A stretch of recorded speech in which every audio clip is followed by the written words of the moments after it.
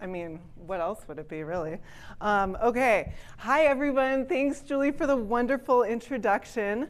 I am so delighted and honored to be talking to you today. Since I've been here, I've been so impressed by the accomplishments of the people in this room. It's actually really intimidating to be talking to a lot of you. You've done incredible things. But today I want to talk to you about some of our discoveries with the James Webb Space Telescope, about galaxies at close to the beginning of cosmic time, and what turn out to be a lot of really, really strange supermassive black holes. This work was made possible by my wonderful research group here at CU. A lot of these students have now graduated. I'll highlight a lot of their work throughout this talk. But before we go to the edge of cosmic time, I want to start a little bit closer to home. Boulder, Colorado, of course, where we all live. This is where the primary mirror of the James Webb Space Telescope, the most powerful and expensive telescope that has ever been built and launched into space. These were made at Ball Aerospace, which came to be known now as BAE. They hate it when you call it that, though. They're like, no, we're British Aerospace, blah, blah, blah. I'm like, no, you're BAE now. Okay, so these are our iconic flatirons, of course. These are my favorite rock features to free solo in my free time. And a couple hours after dusk, when this photo was taken, if either Boulder got way more aggressive than they already are with their light pollution laws, or you had they're so aggressive about it though, or you had long integration eyes, you would see the Milky Way rising above the flatirons. And we're going to focus on a particularly special spot in our Milky Way galaxy, and that is this, the galactic center. So if you're feeling rambunctious, which I know you are, we can zoom in on the galactic center. So this is zooming through billions of stars and millions of solar masses worth of gas and dust to approach the very dramatic center of our galaxy. We're taking the freeway from the galactic suburbs where we live to the much more exciting city center of our galaxy. And when we arrive there, this is an image of our galaxy center with the Spitzer Space Telescope. We can see a lot of action. The sky here is really much, much denser than our local sky. The density of stars is much, much higher. They're also very old. Most of the stars in the center of our galaxy are over 10 billion years old. So that means in order to find out how they formed, we have to come up with something clever in order to watch their formation. And most excitingly, at the very center of our galaxy is Sagittarius A star. So this is a supermassive black hole with a mass of about 4 times 10 to the 6th, 4 million solar masses. This is the beating heart of our galaxy. And we think that most galaxies, most massive galaxies, probably all massive galaxies, but you never want to say all in astrophysics or someone is definitely going to prove you wrong. They're going to be like, my goal now is to prove you wrong on your absolute statement. But we think of the center of most massive galaxies is a supermassive black hole. And the question is, how did those get there? But before we answer that, we're going to zoom from the galaxy center out. I apologize for this incredibly busted animation, but I did my best. Keynote animation's not exactly my forte. So we're now looking at a downward view of our Milky Way galaxy. We can see where we live out here in the suburbs. And we can see a number of other key features of the Milky Way galaxy, which will be relevant for today's talk. So number 1, we can see a bulge, a galactic bulge. This is where we just zoomed out from. Where stars orbit around kind of like bees in a beehive. They're on these random elliptical orbits. And then we see this disk, which is like a spinning pinwheel of stars. And then at the very center is this supermassive black hole. So we're going to play a game here. OK, so do you think, as far as if we're doing a scale model of our Milky Way galaxy, you have an option. Is it closer to something that is this shape or something that is this shape? This is a Liberty puzzle. This is a CD. Okay, Liberty, let's see a show of hands for the Liberty puzzle. No, great. How about the CD? Yeah, wow, okay guys. This is great. I can skip the rest of the intro. Perfect. You don't need to know anything. Okay, so we live in the Milky Way galaxy. The Milky Way is a very typical galaxy in the sense that if you were a random star born in the universe, the most likely place that you would be born is in a galaxy like the Milky Way, so something with a similar mass and with a similar structure, a bulge and a disk. But there are galaxies of other types. Any theory of galaxy formation, of course, has to be able to explain all of these different galaxy types. So on the low mass end, all right, we're going to have to do exacted because I also don't have a laser pointer. Okay, the low mass end, with this lovely mop that we have. Oh no, this is a chalkboard eraser, right? Anyways, okay. At the low mass end, we see these galaxies that are clumpy, irregular. They're bright. They're blue. They're bursting with star formation. They have a lot of gas. Then we have these intermediate mass galaxies like the Milky Way. And then we have these high mass galaxies, these red and dead objects that have very little ongoing star formation, very little gas, very little dust. They're basically, you can think of them as just big bulges. And these things have different spectral properties. So you're going to be seeing some spectra in this talk, so I wanted to orient you. So in low mass galaxies, they're dominated by young stellar populations. And so what we see in the spectrum of a young stellar population is we see that the continuum is blue in color, and we see that it has these very strong, narrow emission lines. As we go to these older stellar populations, the emission lines become less prominent. In these intermediate age ones, we still see some emission lines, but they're not nearly as dominant as in those low mass objects.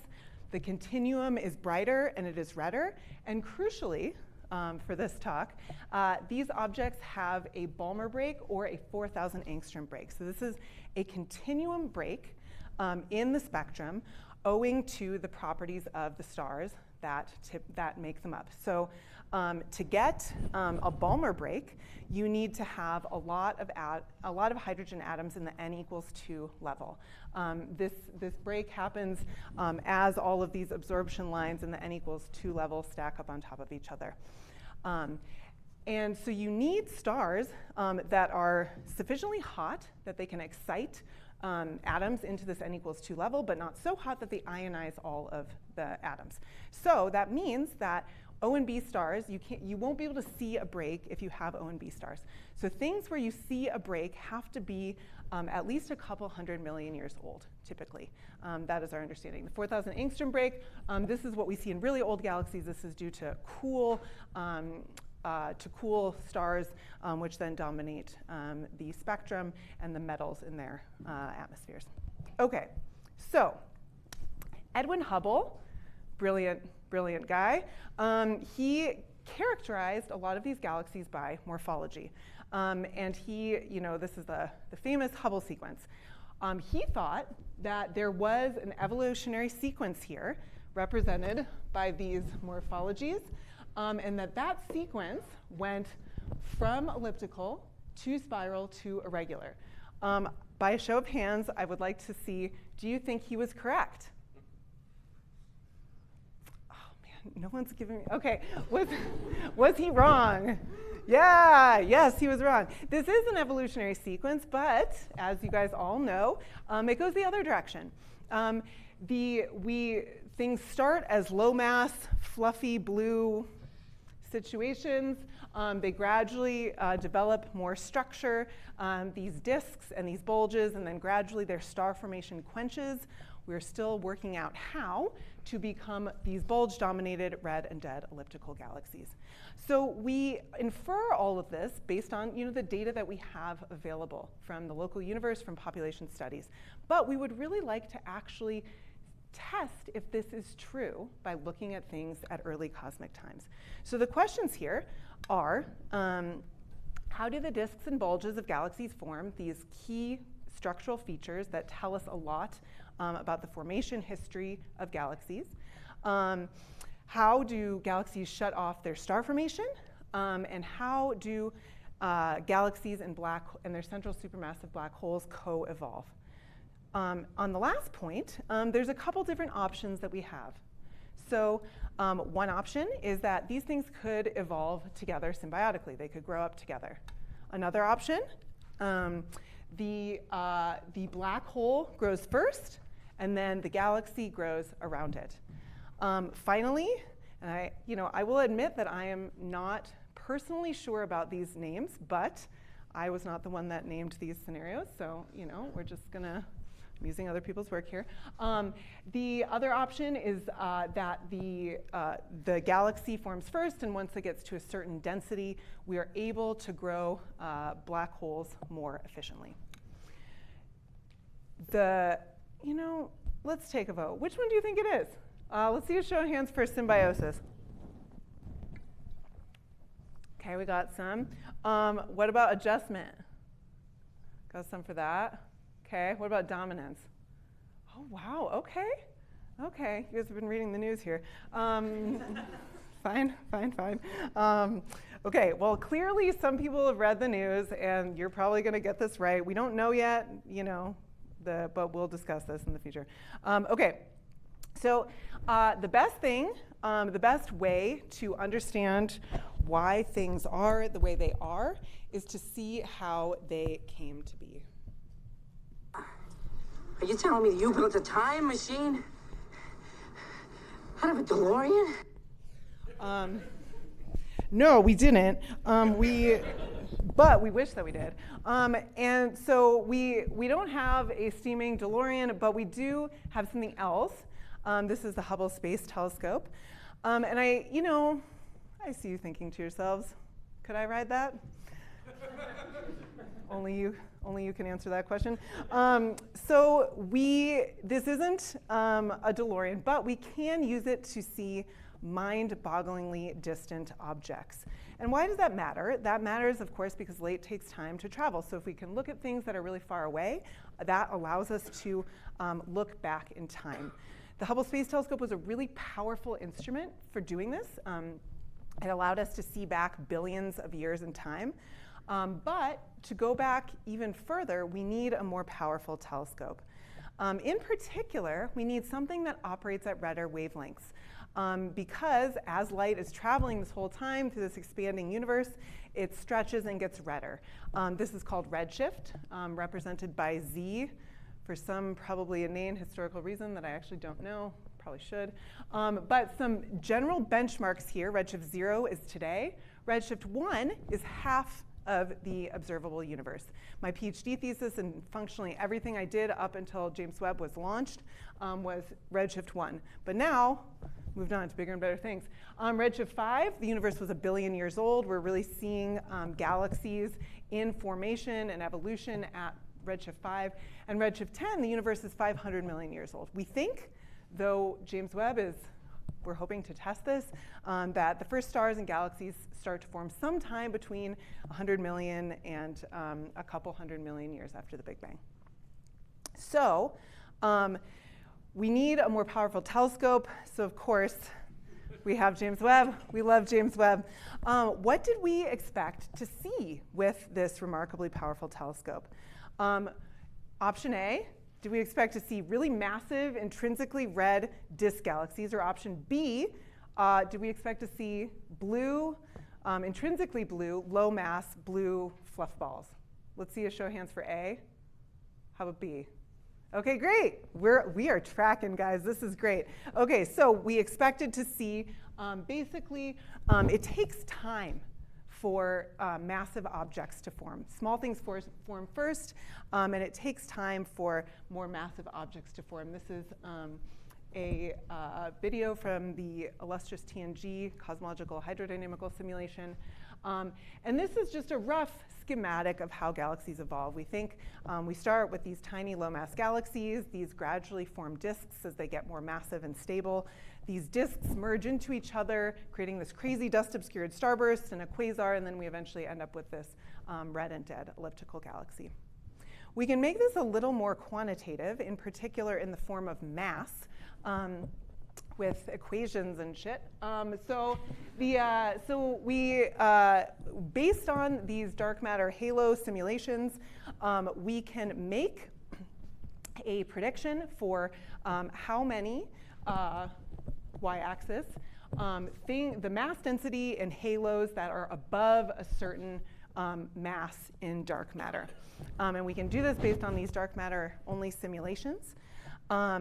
Then we can take those halos and we can fill them with baryons. So we can do that at just the cosmic baryon fraction, and by multiplying this mass function, this dark matter mass function, by the baryon fraction. And that gives us a mass density, a baryonic mass density as a function of baryonic mass. So this is the maximum that is density that is allowed at a certain mass threshold. And then the vast majority of models of galaxy formation show that the efficiency of converting baryons into stars is much, much less than 1. You know, usually a typical efficiency is this gray line, kind of about 10%. A very high efficiency is this, I don't know what color you'd call that, maybe burnt orange. But anything above this line, that means you have more mass. Why is this? Oh, you stupid. Okay. Means that you have more mass than available baryons. So that really should not be allowed in a standard lambda CDM cosmology. So now we know what we're expecting with this fantastic telescope that we have. So we're all sitting here with all of these expectations in our head and waiting for the press conference where Joe Biden has said he will release our images. And we are waiting, of course, for 2 hours because, like everything with James Webb, it is late. And so he had apparently more important things to do. I don't know what else could be more important than releasing us our data. But world peace, whatever. So he released our image finally at long last, and it was spectacular. Isn't this spectacular? I'm kidding, this is obviously not the image. This is the previously best image of the SMACS galaxy cluster in Spitzer. And then you will see in my very mediocre GIF that I made what this looks like with James Webb. Yeah, I would like to hear the oohs and ahs a little more audibly. Thank you, thank you. Okay, so this is a really remarkable improvement here. You can see it blinking back and forth between Spitzer and JWST. And so these are the infrared wavelengths we need to observe early cosmic times. And the thing that you can see, there's 2 particularly important items. One, there's all these faint objects that are buried in the noise in Spitzer. And now that we have the orders of magnitude increased sensitivity with JWST, all of these galaxies in the early universe we can see for the first time. And the thing we can see about them is because it has a much better spatial resolution, we can actually resolve the structures of these things. We can see bulges and disks. We can see all of these structural features that actually tell us about how these objects were formed. So there's a couple surprises that we have found in this JWST data. I mean, there's like 1 million surprises, but our time here is limited. So we will talk about big bad bulges, big bad disks, and little red dots, everybody's favorite. And all of these point to the idea that our previous understanding of how galaxies grew in the early universe is not correct. So the first thing, bulges. So like we saw in the Hubble sequence, a galaxy's growth trajectory is intimately linked to the formation of its bulge. Specifically, we can see this in that disk-dominated galaxies tend to be star-forming. And once they have a high central density, which is a good proxy for having a bulge, they become dead. Their star formation is quenched. And so the picture that we got based on this rest frame optical imaging that we had with the Hubble Space Telescope is that you have these star-forming disks, you smush them together in a merger that gets rid of the disks, creates a bulge, ejects all of the gas, and quenches the galaxy. So you have this big, violent event in which you have the structural transformation and quenching all in one shot. But we already knew, based on Wren's really astonishingly early results from the James Webb Space Telescope. I think this was like the third JWST paper published. So like, let's hear it for Wren here. Yeah, this was a really cool accomplishment. We already knew that the picture that we were getting from just the Hubble Space Telescope rest frame optical imaging of these objects was not complete. Specifically, Wren showed that galaxies were much more compact when we could look at them in the rest frame near infrared with JWST than in the rest frame optical. And you can see this really easily if you just blink back and forth between the Hubble and JWST images. So this is a Hubble image of that same galaxy cluster. This is the JWST image. This is them blinking back and forth. Maybe.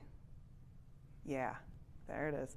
OK, what you can see here, and one of the first things I noticed, is you can see these galaxies where they, in the rest frame optical, they just look like fluffy blue disks. But then all of a sudden, when you can look at them in the rest frame near infrared, you can see that they already have really big bulges, these bright bulges in their centers. So if we look at the rest frame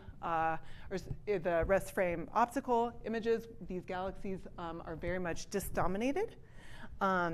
If we look at their rest frame near infrared, all of a sudden they have much more prominent bulges. This is from work by Chloe Benton, who just successfully defended her master's thesis and graduated last winter. This is really, really awesome work. You can see this quantitatively in a similar way to that plot I showed you from pre-JWST. If you look at the central flux density for these different kinds of galaxies, the star-forming galaxies in blue and the quiescent galaxies in red, you see that they're basically completely distinct in how dominant their bulges are. This is in the rest frame optical.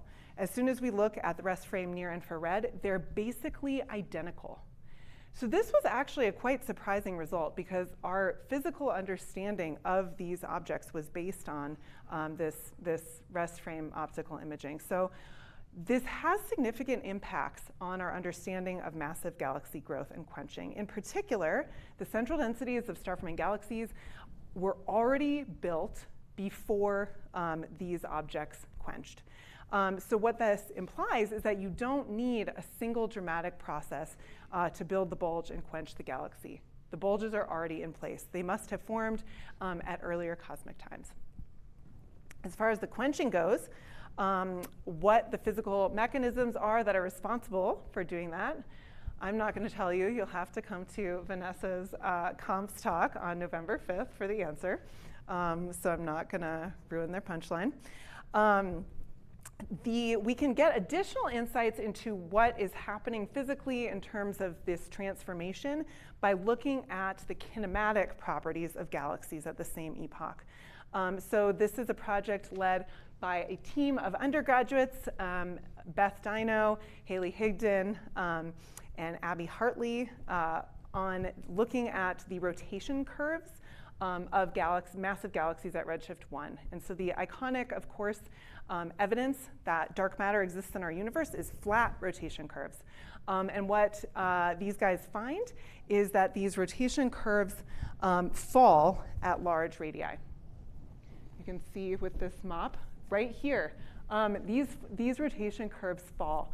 That suggests that in the centers of these massive galaxies at these early times, they're strongly baryon dominated. There really actually isn't that much room for dark matter in these objects. So the distribution of baryonic versus dark matter might be very different at early cosmic times.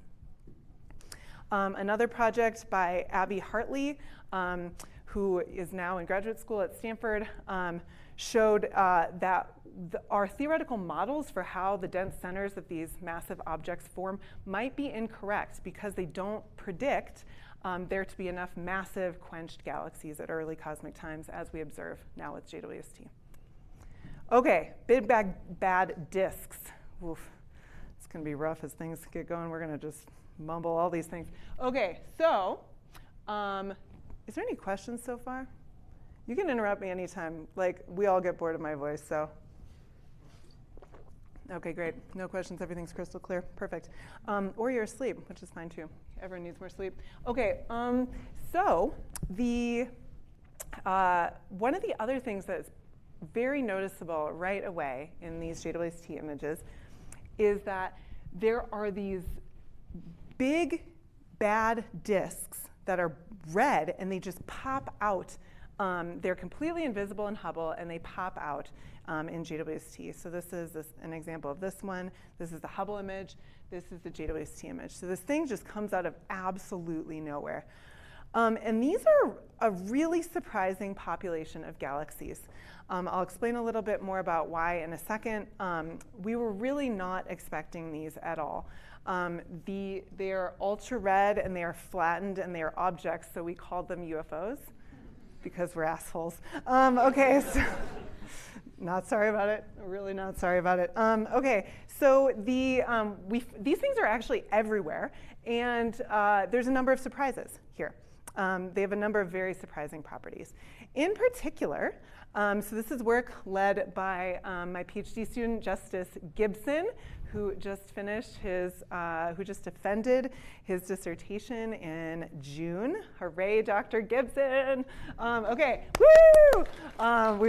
We love finishing our PhD. What a great time. Okay, so the thing we expect for objects which are completely invisible to the Hubble Space Telescope, so these things have to be really red, right? So the things we expect to be so red that we can't detect them with Hubble are really high redshift galaxies, duh, or things that are very, very dust obscured. And so we've known for a while that there's things that are very dust obscured, and we can only see them with these far infrared telescopes. But we typically think of these things as these mega ultraluminous infrared galaxies that are the result of these big mergers, train wreck mergers, and there's a ton of gas and dust and starbursts. So in that case, the thing we would expect for these galaxies that are invisible to Hubble is we would expect them to be very compact, which is this y-axis. We're not going to go into what Sir Index means. My apologies. You don't care anyway. And versus effective radius. So we expect these things to be very concentrated and very compact. What we found is that there is actually this population of objects which has very low central concentrations and is very large in size. So this is just not what we expect for something that is really highly dust obscured. Because in order for something to be dust obscured, we think there needs to be a high column density of dust towards that object.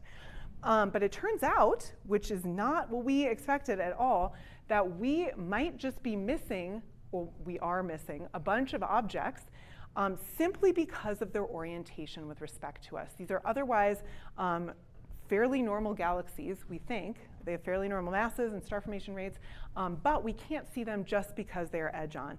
And so this is really surprising that we're missing this whole population of fairly normal galaxies at not crazy redshifts. These are at intermediate redshifts. We thought we had a full census at this epoch. So it brings up the question of whether we're also missing a lot of even lower mass dusty edge-on objects.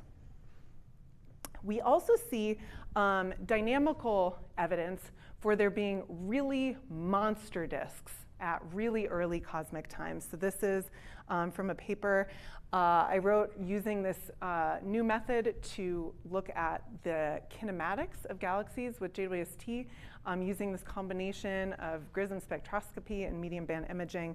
that allows us to get a less biased view into, and a much more efficient view into galaxy kinematics.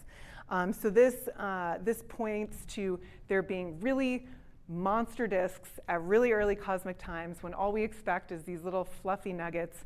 So that suggests that galaxies are maturing earlier than we thought. Now, at long last, we have arrived, friends, at the little red dots. This is what we all wanted, right? All along.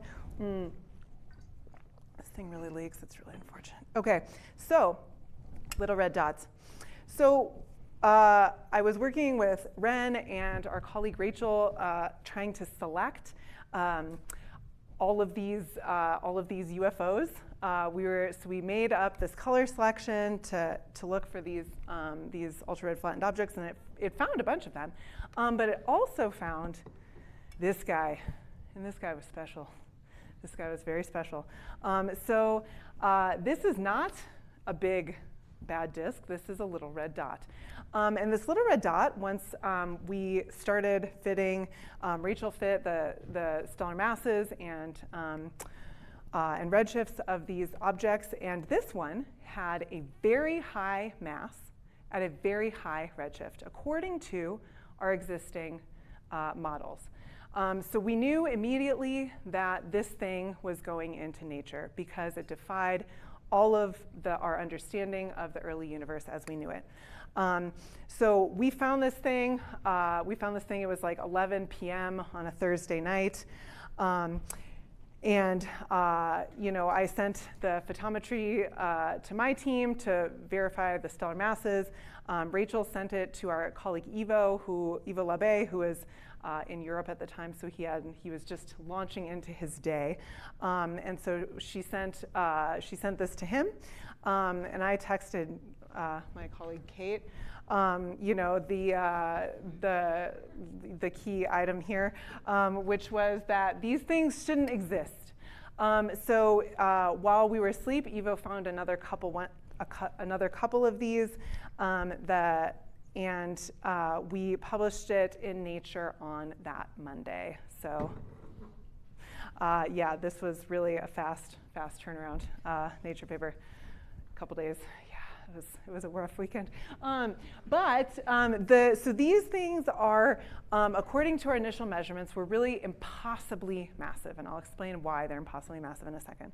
But you can see there are these little red dots. They're these candidate, very massive galaxies at early times. And so the reason that they are impossibly massive is they have a mass similar to our Milky Way galaxy now, when the universe is 13.7 billion years old.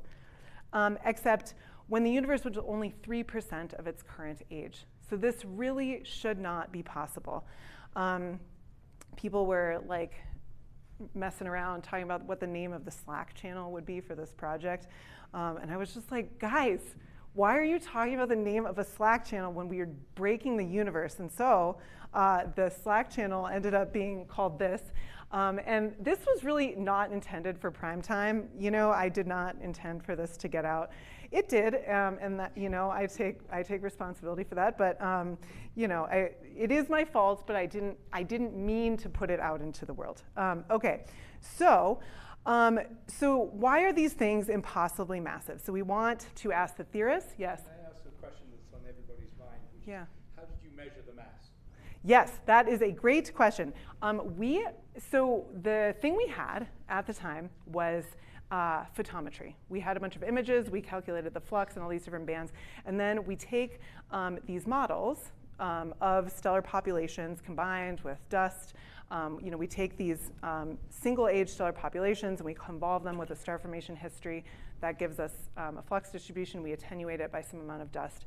And that gives us the expected spectral energy distribution. And then we fit the best combination of stellar mass, age, star formation rate, star formation history, dust that fits the points.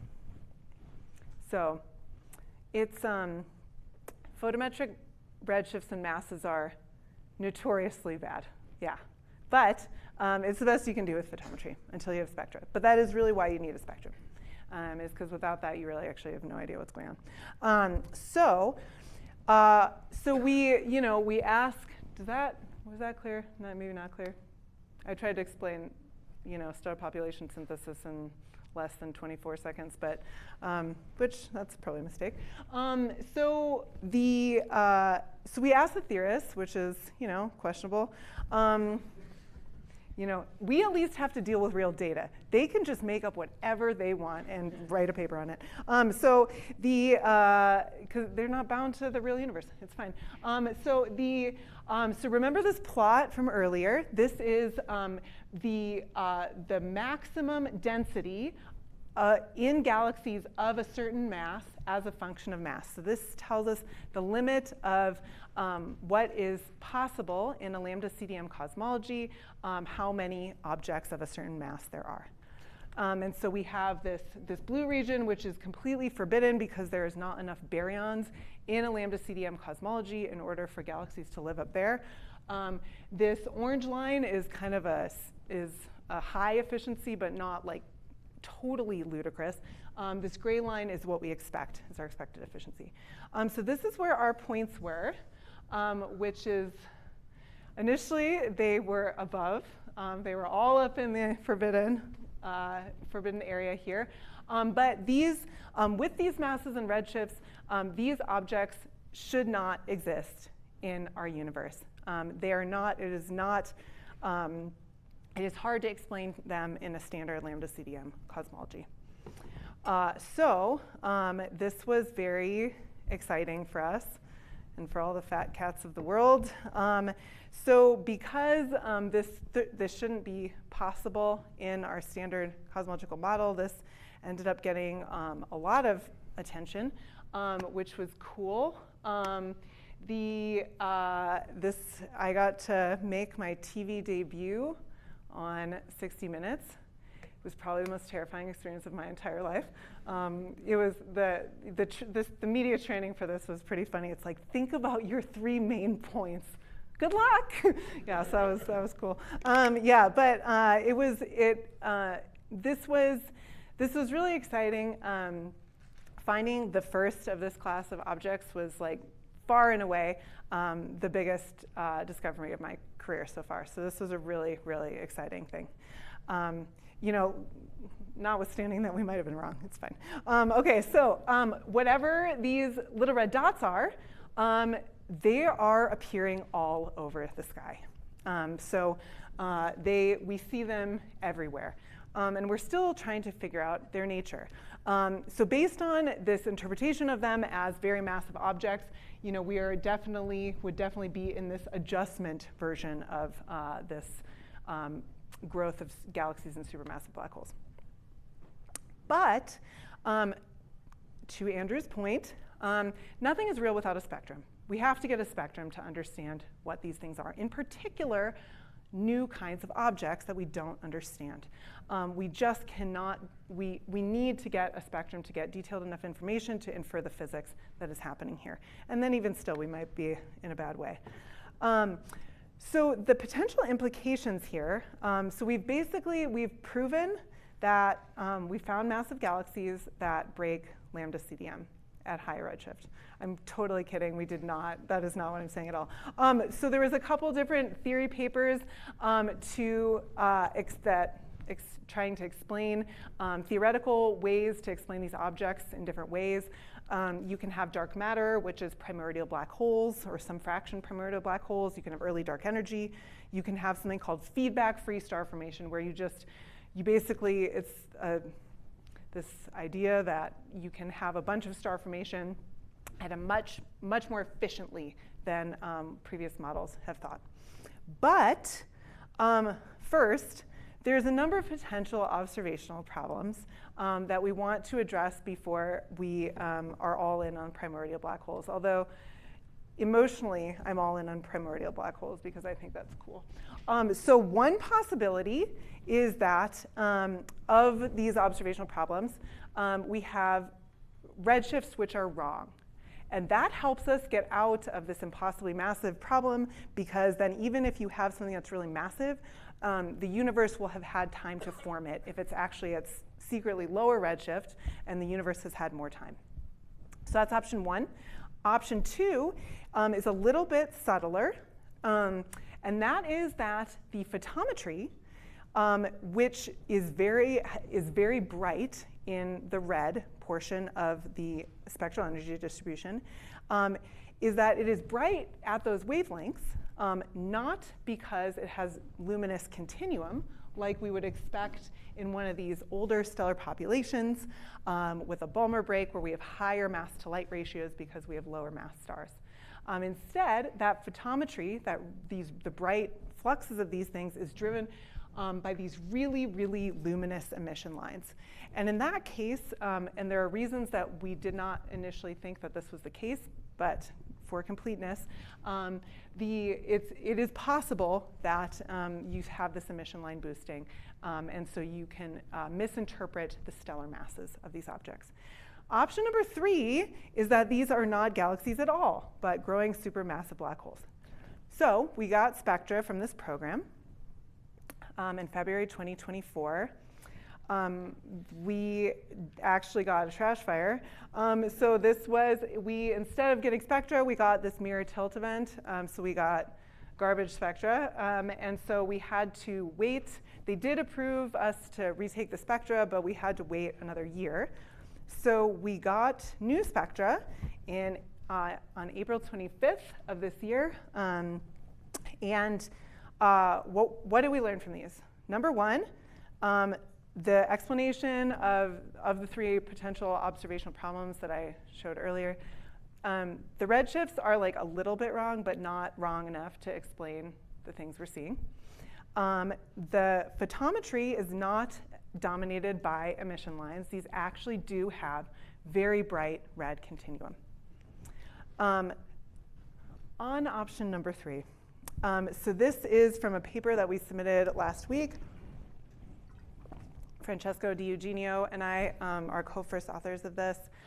With this data, this is a very bright little red dot. It was not part of the original sample, but it has the same spectral features. The title of the paper is literally Irony at Redshift 6.68. The reason being this spectrum is, and I'm not going to talk much about this, but the spectrum was the first detection of a forbidden iron forest at high redshift. So obviously we had to call it Irony. We kind of allowed input from collaborators if they wanted to reject that as a name, but no one said anything, so it went through. So this object has a Balmer break in it. We can see it in the spectrum. So what does that mean, guys? What does a Balmer break mean about our stellar population? Does that mean we have a nice old population of stars? Yes, it does. That's what it means. So we have this very strong Balmer break, which in general, for time immemorial, has meant that we have a population of stars that is at least a couple 100 million years old. But this Balmer break was stronger and, in particular, less steep than a standard Balmer break. So things get even weirder. Black hole sun, won't you come?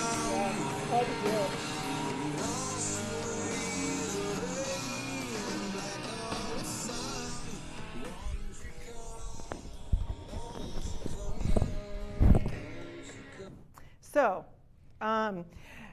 you know, I really don't like the position I am currently in. Mitch and I co-taught a class in LRDs last fall, which started with us being like, I was the interpretation that they're massive galaxies, Mitch is the interpretation that they're black holes.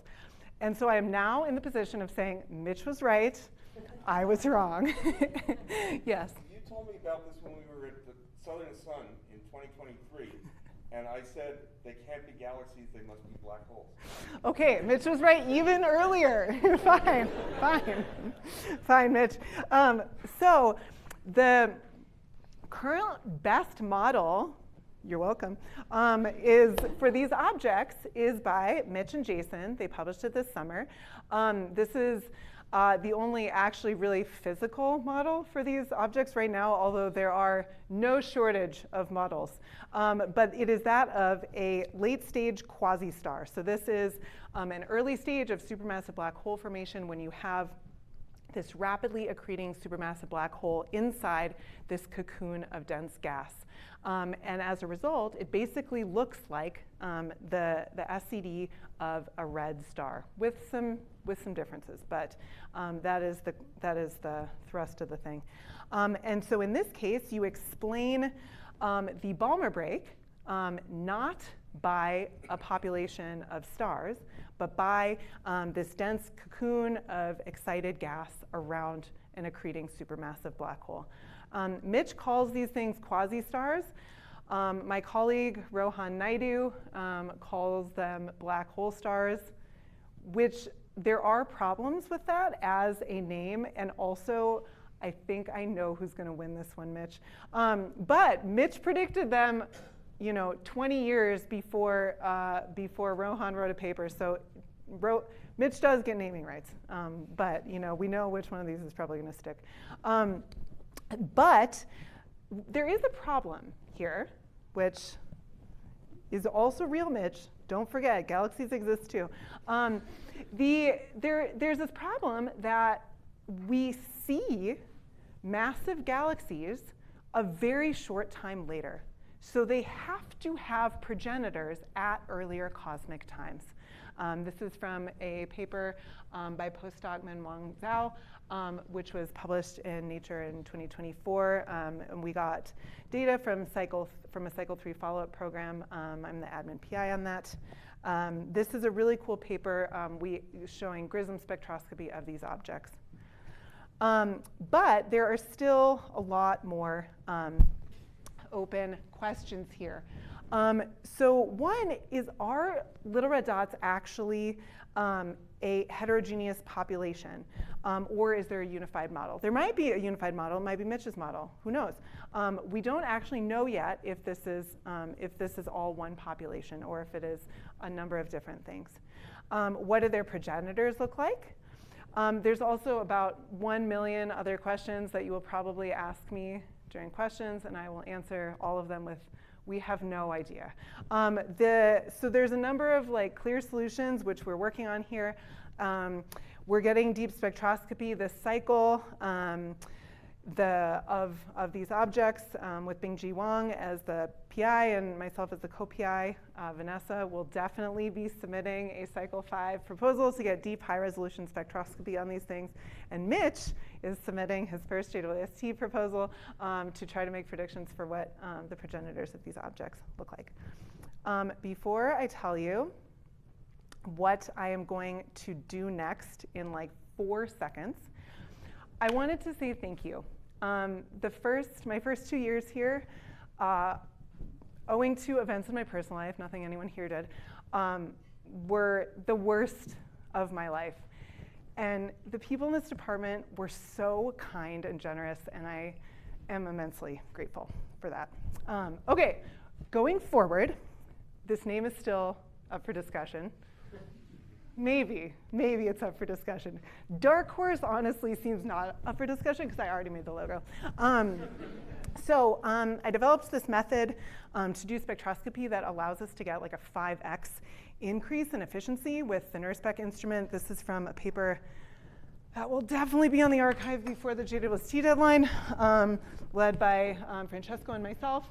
And what you can see here is that with allowing a bunch of spectral overlaps, because the continuum is very faint of these objects, we get about the same sensitivity as a standard spectroscopic observation, a factor of at least 5 better than a GRISM observation. And so this allows enormous multiplexing of spectra. So the hope is to get 100,000 spectra, which will increase the available spectroscopy with JWST by about a factor of 10. From what's in the archive right now, and we hope that it will be a valuable permanent legacy of the telescope. Over the next 10 years, most of the JWST data remains to be taken.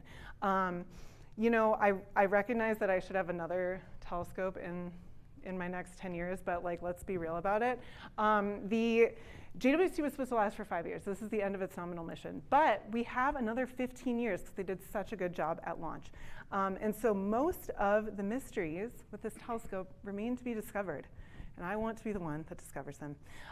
So I want to find the first stars, galaxies, and supermassive black holes, and observe the lights that lit up the cosmic darkness. Thank you.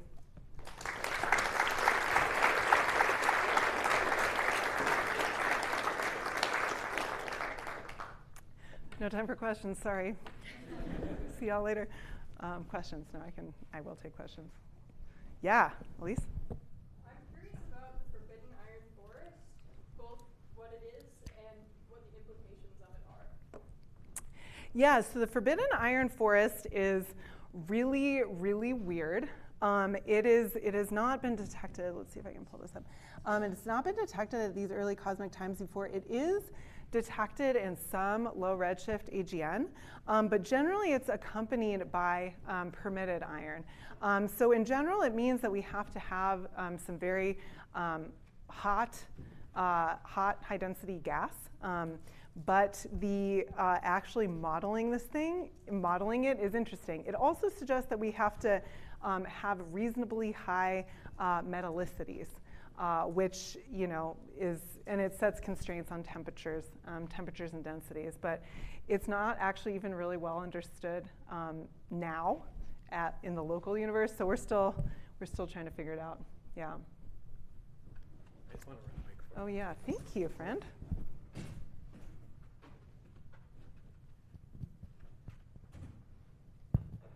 How does the size and luminosity of one of these quasi-stars compare to like a normal star? Because I'm sort of confused about how a star could look like a galaxy.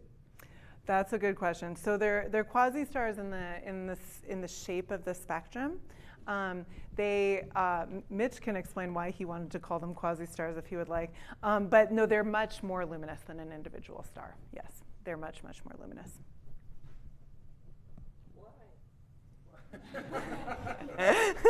Because they're much, much more massive, yeah. So Mitch predicts that the central supermassive black holes are about 10 to the 6th. When we derive black hole masses, we get something around kind of 10 to the 8. But this is a subject that is up for debate. So they have, reasonably massive supermassive black holes, and those are enshrouded in a lot of gas. And so there is a significantly larger power source than for an individual star. They're Eddington limit. They are at their Eddington limit. 7 solar masses. Yes. So they're bright. Andrew? Oh, do I get to call them people? Cool. I sort of want to re-ask that question, which was a really good question, which is how detailed is the modeling of the spectrum? I see you've got a very nice spectrum of at least one little red dot, and they're about to get a lot more. But how well can you say that a quasi-mass, one of these quasi-stars actually reproduces that complicated spectrum? Not at all. Truly. I mean, Mitch made phenomenological predictions for what the features of these spectra, but we do not. Right now, people are doing the modeling of the spectra with this thing called cloudy. It's inappropriate. Can't work. It is. It's inappropriate. It can't work. We don't have anything better, and so it's a free-for-all. WIP. Work in progress. Yes, exactly. Yes. It's like, huh? So yeah, following on from all that, if these black holes do have masses of 10 to the 6, 10 to the 7 solar masses, that's pretty common for supermassive black holes in our local universe. Why aren't there any local quasi-stars? That's a great question. There are a couple. We don't know. Maybe Mitch knows, but yeah, no, we don't know. They're functionally. Mitch's model is just as of this summer. Before that, there's also like 50 other models, but Mitch's is the best. But we don't know. We're just starting to get population statistics. The first local analog paper was just published about a month ago that found any at low redshift, but we see them in general falling off towards low redshift, but we don't know why. Do they have anything to do with the Thorne-Jitkov objects that might have a neutron star at the center? I've never even heard of that. Did I pronounce it wrong? Yeah, I mean, I spent my entire career studying galaxies. I've learned about black holes over the summer because I was forced. So we're still working on our expertise level here, yeah. But I have been thinking hard about it, and I do think that we should start a Black Hole Institute at CU Boulder, because now there's so many of us. You could bring Avi here to run it. What? You could bring Avi here to run it. Oh, that would be perfect. Next question. Zach's like, moving on. Great talk, Erica. Thank you. So would we expect to see any like beaming of X-rays, any kind of X-ray jets from these supermassive black holes? And if so, is there even any way to detect that with JWST? One of the interesting features of these objects that we've had to explain is most of them have no X-rays at all. And so that one of the kind of best explanation we have for that is super Eddington accretion. But yeah, these things generally lack X-rays. Yeah. It was definitely a mystery. And one of the reasons that initially we were like, nah, they're massive galaxies. They're not supermassive black holes. They're not AGN. All those things have X-rays. And they don't. But yeah, it turns out you can explain them otherwise as well.